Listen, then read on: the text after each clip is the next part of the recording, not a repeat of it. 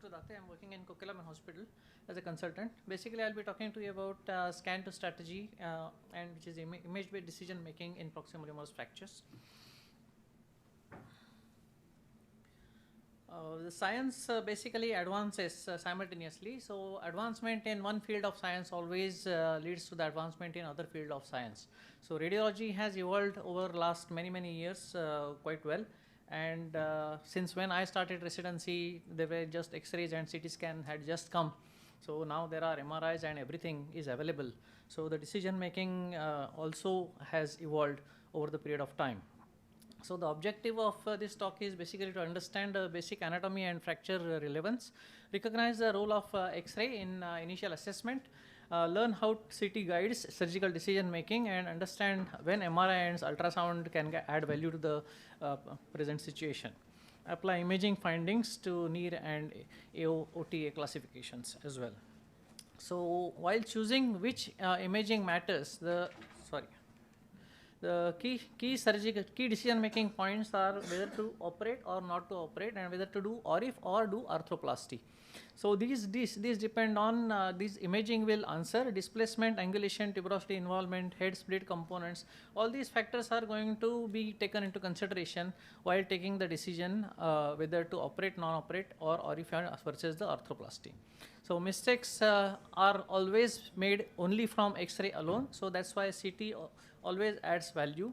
So before making decision about operative treatment, you always have to do the CT scan. The Sanders X-ray views which we learned over the period, now they are more or less obsolete in higher centers, but still of considerable value in the rural areas and where the CT scan and MRI facilities are not available. So AP X-ray, the true AP X-ray of the shoulder is important. It tells you about head depression, displacement, and articular step off. Scapular bilateral is often important, especially in the dislocations, anterior and posterior dislocations, and also if you want to know about the tuberosity displacement, greater tuberosity displacement. Axillary view can be taken in two different ways. Standard axillary view, or it can be Wellview axillary view. Whenever it is a trauma situation, you always take a Wellview view because proper axillary view is not possible because of pain. So this is the Grashe view. As you can see, basically the head is seen end on, and also the gap between the acromion and the head is clearly visible. So if you take the X-ray in any other position, the gap will not be seen very clearly. We have already seen about the different parts of proximal humerus, head part, lesser tuberosity, greater tuberosity, and the surgical neck. So that is how the Wellview axillary view is taken. So previously the cassette was kept on the bottom surface, and then the X-ray was taken from the top. But these days the cassette is vertical, so you can take the X-ray by bending down. So that is the way you have to take the Wellview view. So the technicians have to be well aware about these views, otherwise somebody has to assist to take the views. The resident has to go, and resident also has to know, and resident has to assist in taking the views. Okay, thus you can see the proper Wellview view, proper AP view versus the non-proper AP view. You can't see on the picture on the left, you can't really see the gap between the acromion and the humeral head.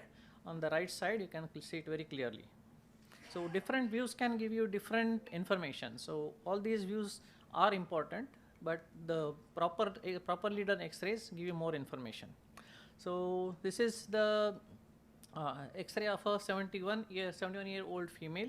Basically, it was a shoulder dislocation, and she came to casualty. And as usual, people tried to redislocate it, and what it ultimately ended up in fracture of the proximal humerus. Head fracture was separate, and the dislocation was not reduced. So it had to be operated later on. Again, the axillary view important. As you can see, the picture on the right side is the normal X-ray, and picture on the left side, it's basically the Hill-Sachs lesion. You can see very clearly on axillary view. So each view gives you different information, and all views are important. So again, you can see the inverted light bulb appearance in posterior dislocation.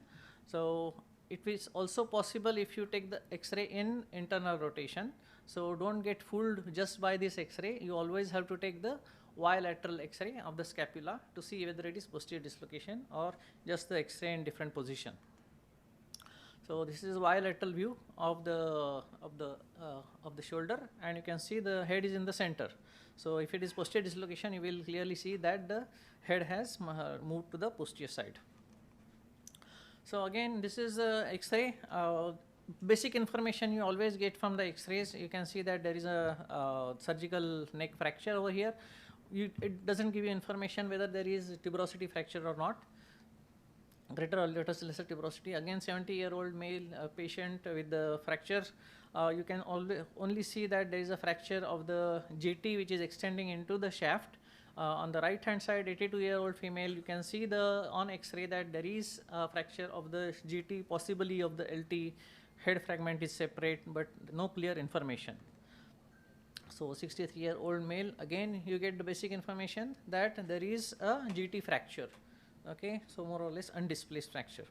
So these are the X-rays which give you some idea whether to operate, not to operate, and if you decide to operate, you have to go one step ahead and do the CT scan.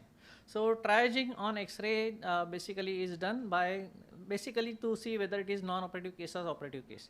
So non-operative cases on X-ray, basically the criteria are less than 5 millimeters of displacement, less than 45 millimeters, 45 degrees of angulation, tuberosity gap less than 5 millimeters should not be operated. And these criteria, the surgical criteria, the red flag signs, so-called red flag signs, are basically they are not absolute figures. Don't take it as absolute figure. It depends on a lot of other information like comorbidities, age of the patient, what is the function of the patient, and like all other criteria also have to be taken into consideration before you take the surgical decision. So when to ask for CT scan? So if you feel that the patient is operative candidate, you always have to have more information about it. So you have to ask for CT scan. Comminution or head split suspicion, even if it is suspicion, you always have to ask for CT scan. Fracture dislocations, ask for CT scan. Suspected fracture dislocations, you have to ask for CT scan. Glenoid involvement if it is there, or scapular involvement if it is there, you ask for the CT scan. So how does it help? It tells you about the hurdles criteria, which the previous lecture has already covered about. The head segment anatomy, medial hinge, whether it is intact or not, tuberosity fragment, size, displacement and comminution. It tells you about all the information. It tells you all the information. It tells you about the position of all the fragments, it tells you about the measurement of all the fragments, and in fact helps you in surgical planning. So 3D SCTE is essential in complex cases. It actually gives you a visual impression of how you are going to deal with the situation intraoperatively. It can show you the tuberosities properly, what is the displacement of the tuberosity, whether it is far posterior or whether it is in place. Head split fragments, if it is there, it can show you. Also simulated reduction you can do in few of the softwares these days with the help of AI. And screw trajectory planning also can be planned. Basically there are softwares which will tell you fit the Philos plate or the periarticular plate over the reduced proximal femur and tell you where the trajectory of the calcar screw or the other screws is. Okay. So basically this is 83-year-old slip and fall, and as you can see, you get some information about the fracture, but you don't get all the information about the fracture. So you can take as many views as you want, but best is to go for CT scan if you are planning to operate it, or even if you are not going to operate it. So this is the CT scan which shows the displacement. So eventually it went on for operation because there is a lot of medial displacement, and operative treatment will give best results in this particular situation. Again, X-ray, as you can see the X-ray on the left side. It gives you some information that there is medial displacement of the distal fragment, and CT scan, 3D CT always will give you more information that there is no head split, there is no tuberosity fractures, so it is just a plain simple displacement on the medial side of the distal fragment. So again, this is again the same X-ray, same CT scan. So what is the importance of 2D versus 3D CT scans? So most of the times it is said that 3D CT scan is for the patient's relatives and 2D CT scan is for the orthopedic surgeons. So 3D CT actually gives you orientation of all the fragments in multiple planes, so you can just move around and get the information about all the fractures in multiple planes. And 2D, if you want it in more details, you can go to the 2D CT scan and see how the fragments are placed. So that is the importance of both 2D as well as 3D CT scans. Hertel criteria have already been covered. I think most important things are the calcar length more than 8 millimeter, which has the predictive value for fragment vascularity, and also the medial hinge, intact medial hinge will give better results. So all these criteria again are not absolute criteria. So those fractures which are fixable and that fits into the criteria of fixation have to be fixed. So few things, calcar length has already been discussed. 8 millimeter gives better vascularity. Image based classification is already been covered. Niche classification and AO classification has already been covered in the previous lecture. So MRI, there are very few indications for MRI. If you are suspecting rotator cuff tear or the condition of the muscle, supraspinatus or infraspinatus, then MRI scan becomes important. So it is important when you are deciding actually about whether to go for hemiarthroplasty or you are going to go for reverse shoulder replacement.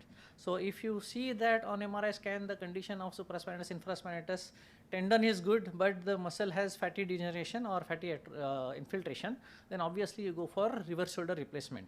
Again, it gives you some idea about the head ischemia assessment. Intact medial capsule, again a predictor for the good vascularity. Occult fracture, if it is there, or suspected pathological fracture, if you are suspecting that the fracture doesn't look normal in the normal looking bone, if you suspect that there is something going on in the bone like metastasis from the breast or some other areas, then obviously you go for the MRI scan.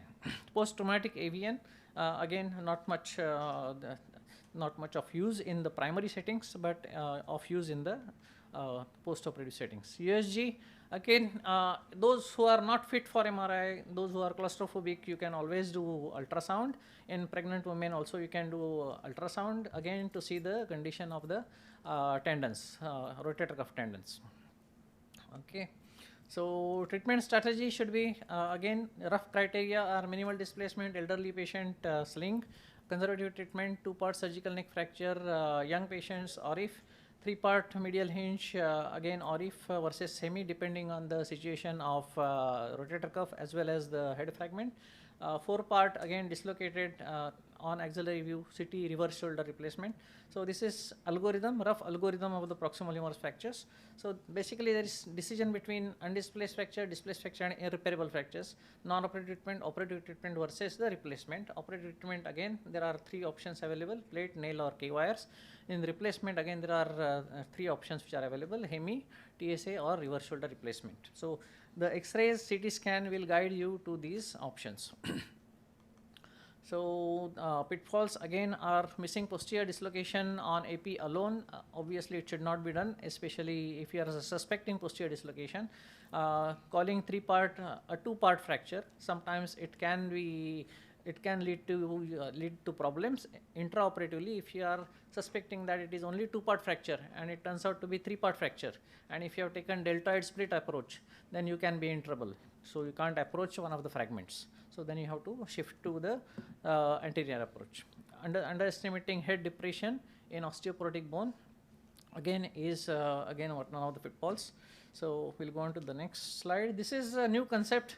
I won't say it's a new concept, but basically it divides the proximal humerus in 3 zones, like crumple zone, distraction zone and tilting zone. So these things are important while fixation. So crumple zone is basically there is a lot of osteoporotic bone, and if you don't have any hold of screws in the head, then obviously you have to either augment it with cement. There are screws which are available where you can augment it with cement, or you have to keep the screw length slightly shorter, so that you have to give some way so that even if it collapses, these locking screws, they don't back out. basically the distal part of the screw just goes into the head fragment and pierces it. So you have to keep some length between the head fragment and the tip of the screw. The distraction zone basically is the important again while reducing the greater tuberosity fracture. If it goes too posterior, then you have to just hitch it and take it anteriorly so that you can reduce it properly and put the plate on. And tilting zone, again sometimes there can be buttonholing and you have to be careful about reducing the fracture. So these are different concepts. Again, the position of the screws, as I told you, it can be planned preoperatively also by using different softwares. So Calcar screw is one of the most important screw that gives maximum support. Again, conclusion about all these things is X-ray is the first line but insufficient alone if you are planning operation. 2D CT or 3D CT is mandatory for displaced fractures, fracture dislocations or suspected head tilt. Classification on CT directly guides to ORIF for arthroplasty, MRI and US, some value, and good imaging always is better for specific treatment. Thank you. Thank you.